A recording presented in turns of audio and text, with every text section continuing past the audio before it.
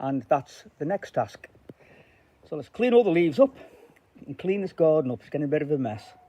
And once I've done the leaves, onto the conkers, because those are just absolutely everywhere.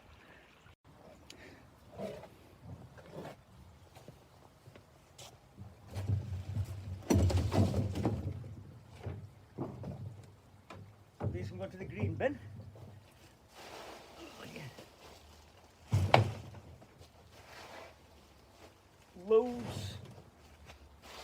Loads of weeds and maple leaves.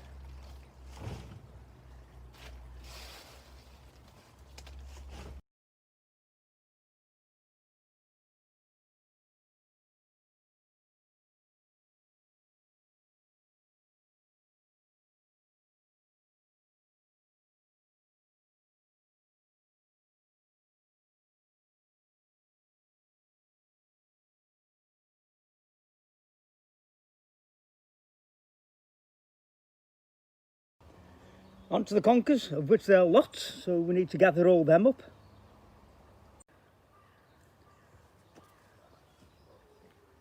And I found the easiest way is just to use a rake.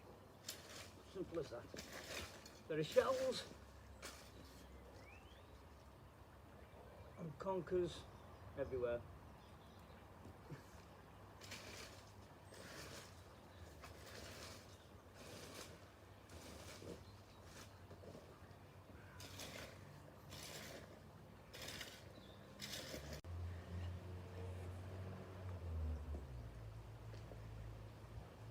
So there we are. I haven't finished cleaning all the conkers just yet. There's just far too many. So that's enough for this morning. On top of that, the leaves of the conker tree will start to fall in about 2 weeks anyway. So this is going to be continuous now for at least a month, maybe 5 weeks, cleaning leaves up and cleaning the remainder of the conkers. The other thing is as well, as soon as the lawn is a little bit drier, I'll give it a autumn cut. It's a bit too wet at the minute, so it's not a particularly good idea to cut a lawn when the grass itself is wet. It just sticks to the blade and it doesn't cut correctly. So as much as I like to cut the lawn, I'm going to leave it this week. So there we are, full to the brim. So those can go down back of the garden, and I'll dispose of them just down there. And to the ivy, the only way to deal with this is with one of these. Get low down as possible and cut.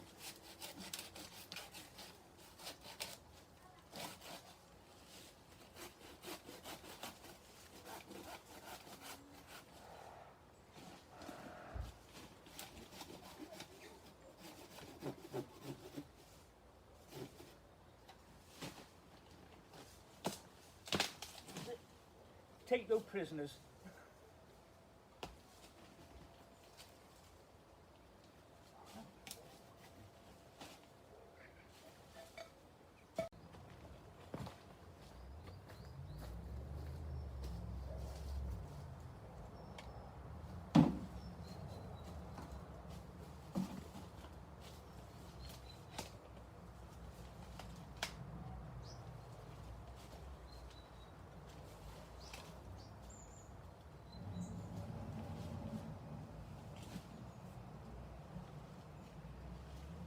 Some of these roots are quite thick.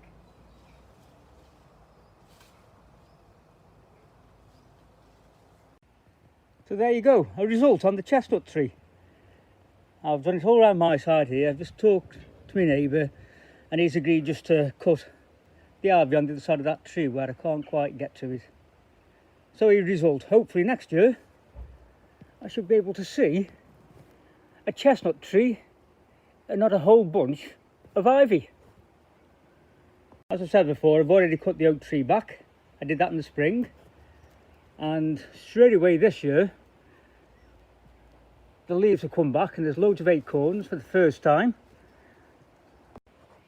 I also cut the ivy back on the pine and that's died right back, as you can see.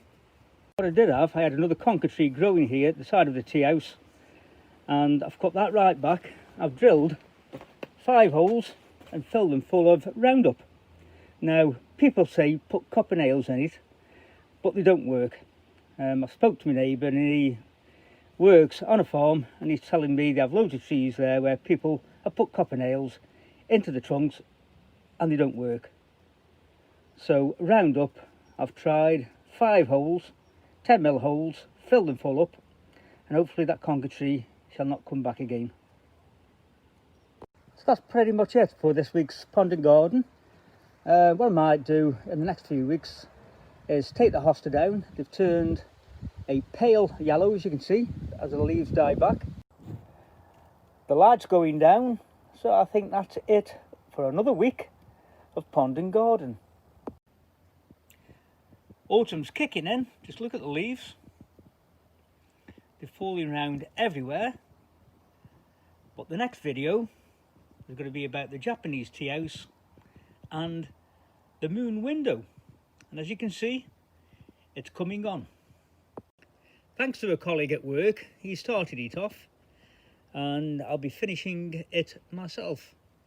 But he's done a good job. I've tidied it up a little bit, sanded it, and it's looking pretty good at the minute. It needs 1 or 2 little imperfections just ironing out, but that'll be on the next video.